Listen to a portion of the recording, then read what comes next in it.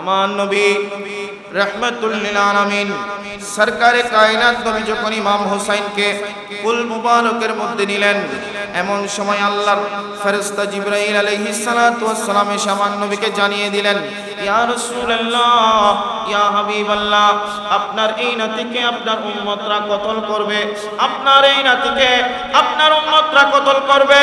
যেই নাতির কপালে, মুখে, ঠোঁটে প্রত্যেকটা জায়গার মধ্যে আপনি চুম্বন দিয়েছেন, যেই গলার মধ্যে আপনি চুম্বন দিয়েছেন, যেই পিঠ মোবারকের মধ্যে আপনি চুম্বন দিয়েছেন, ওই পিঠ মোবারকের মধ্যে তীর চালাবে, ওই গলা মোবারকের মধ্যে তলোয়ার চালাবে।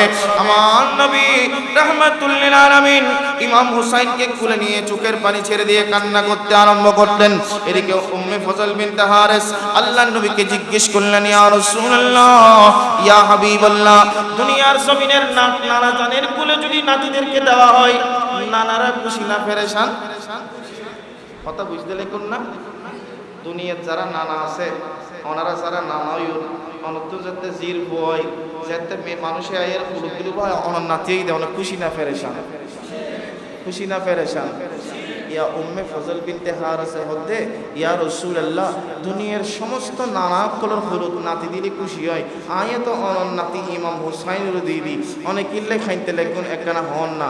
আমার নবী রাহমাতুল লিল আলামিন সরকারে কায়নাত নবী চোখের পানি ছেড়ে দিয়ে বললেন, এ উম্মে ফজল বিনতে হারিস, শোনো শোনো, তুমি যে মুহূর্তে আমার ইমাম হুসাইন রাদিয়াল্লাহু তাআলা আনহুকে আমার কুলে দিয়েছো, ওই সময় হযরতে জিবরাইল আলাইহিস সালাতু ওয়াস সালাম আমার কাছে এসে বললেন, ইয়া রাসূলুল্লাহ, ইয়া হাবিবাল্লাহ, শুনেন শুনেন, ইন্না উম্মতি সাতাকতুল ইবনে হাযা, ইয়া রাসূলুল্লাহ, আপনার উম্মতের মধ্যে এমন কতগুলো উম্মত আসবে যারা জালিম হবে, ওই জালিমরা আপনি রাসূলের নাতিকে কতল করবে। বড় করে বলুন নাউজুবিল্লাহ।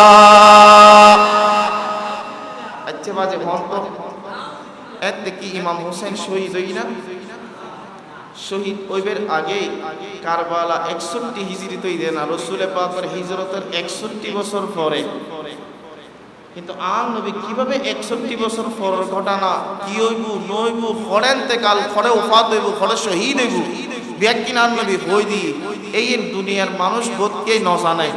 এতলাই আন নবীর অন্যান্য মানুষের পার্থক্য আছে।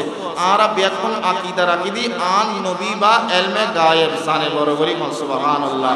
তাল্লাই আন নবী এলমে গায়েবের মাধ্যমে ইমাম হুসাইন রাদিয়াল্লাহু তাআলা আনহু হন জাগাত শহীদ হইব, ব্যাখ্যান আর হই দি। বড় করি হন শুধু নয় ওয়াজি।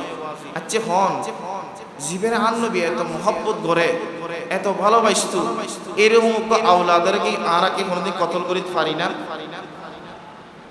পারি না? পারি না? কিন্তু ইয়াজিদ কিভাবে কতল করছে বাদিস, যেটা সাহাবায়ে কেরাম কল আল্লাহর নবীর আওলাদর দেখিলি সাদর বিষয় দিত। সবচেয়ে বেশি হাদিস বর্ণনা করছি দে হযরত সাইয়েদনা আবু হুরায়রা রাদিয়াল্লাহু তাআলা আনহু, জিবের রাইসুল মুফাসসিরিন বেশি হাদিস বর্ণনা করছি। এত বড় রাবি, এত বড় আলেম, এত বড় মুহাদ্দিস সন আন নবীর আওলাদর দেখানোর সাথে সাথে ইমাম হুসাইন রাদিয়াল্লাহু তাআলা আনহুর কদমের নিচে সাদর বিছিয়ে সুবহানাল্লাহ। ইমাম হুসাইন রাদিয়াল্লাহু তাআলা আনহু একদিন মুসাল্লাত দে অনেক বড় মুহাদ্দিস রাবি, সবচেয়ে বেশি হাদিস বর্ণনা করছেন, অনর সম্মানীয় তো বহুত উপরে, অনেক কিল্লে আই হুসাইনের দেখিলি আর কদমের নিচে সাদর বিছিয়ে তো নাই বুঝিতে পারে।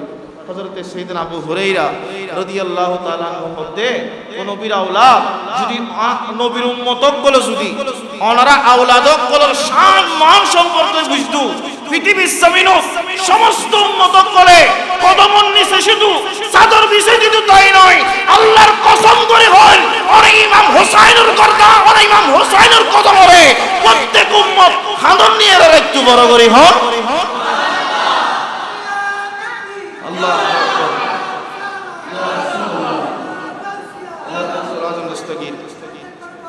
জিন্দাবাদ জিন্দেকরণ বাজি। হযরত আবু হুরায়রার মধ্যে তো বড় মুহাদ্দিস, ইবে পর্যন্ত নবীর আওলাদ কলর কদমের নিচে চাদর বিছিয়ে দিত। বড় করে সুবহানাল্লাহ। আর ইয়াজিদ কত বড় জালিম, আন নবীর আওলাদের গর্দান তলোয়ার সরেত ফেজি। আচ্ছা বাজি হন কিয়ামতের ময়দানত কি আল্লাহ তারা ছাড়িব না? সুযোগ আছে না? হাজার কোটি সিজদা দিলেও আল্লাহ কবুল করিব না, রোজা রাখিলেও কবুল করিব না। মনে রাখিবেন, আওলাদ পা করলেও গুস্তাহি করলে, নামাজ পড়লে নামাজ কবুল হইত না, রোজা রাখিলেও রোজা কবুল হইত না, হজ করলেও হজ কবুল হইত না, জাকাত দিলেও জাকাত কবুল হইত না।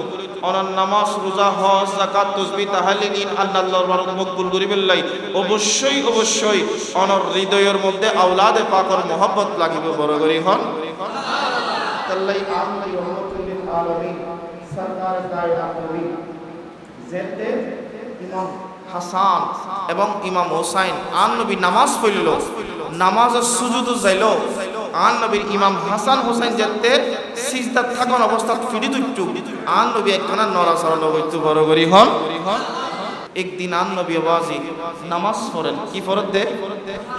বড় করি হন না, কি ফরত দে? নামাজ পড়েন। নামাজ পড়িয়ে কিয়াম করি, রুকু করি, যেতে সুজুদ দিই, আন নবী যেতে সিজদা দিই। এক সময় আন নবীর নাতি ইমামে হাসান এবং ইমামে হোসাইন রাদিয়াল্লাহু তাআলা আনহু আন নবীর পিঠ মোবারক সাওয়ারি এই বড় করি হন ইন্দি সাহাবায়ে কেরাম কদিয়েন দেগিয়ে রে ডাক মারে, ও হোসাইন লামি যাবই, ও হাসান লামি যাবই, তোর নানা নামাজ পড়ত দেবো না, নামাজত বিরক্ত নবীজু এমভাবে যাতে ইমাম হাসান হোসাইনের টানিবের চেষ্টা করেন। আমার নবী সাহাবায়ে কেরামকে দমক দিলেন, এ সাহাবায়ে কেরাম শুনো শুনো, আমি রাসূলুল্লাহ তোমাদেরকে জানাই দিই, আমার নাতি ইমামে হাসান ইমামে হোসেন যখন আমি নামাজ অবস্থায় আমার কাঁধের উপর উঠে যাবে, আমার পিঠের উপর উঠে যাবে, তোমরা ইমামে হাসান হোসেনকে কোনোদিন আমার পিঠ থেকে নামাবা না। আমার ইমাম হাসান ইমাম হোসেনকে আমি রাসূলুল্লাহ এমন মহব্বত করি, মান আহাব্বানি ফালিয়াহিব্বু হাযাইন, যে ব্যক্তি আমি রাসূলুল্লাহকে ভালোবাসে সে যেন ইমাম হাসান হোসেনকে ভালোবাসে।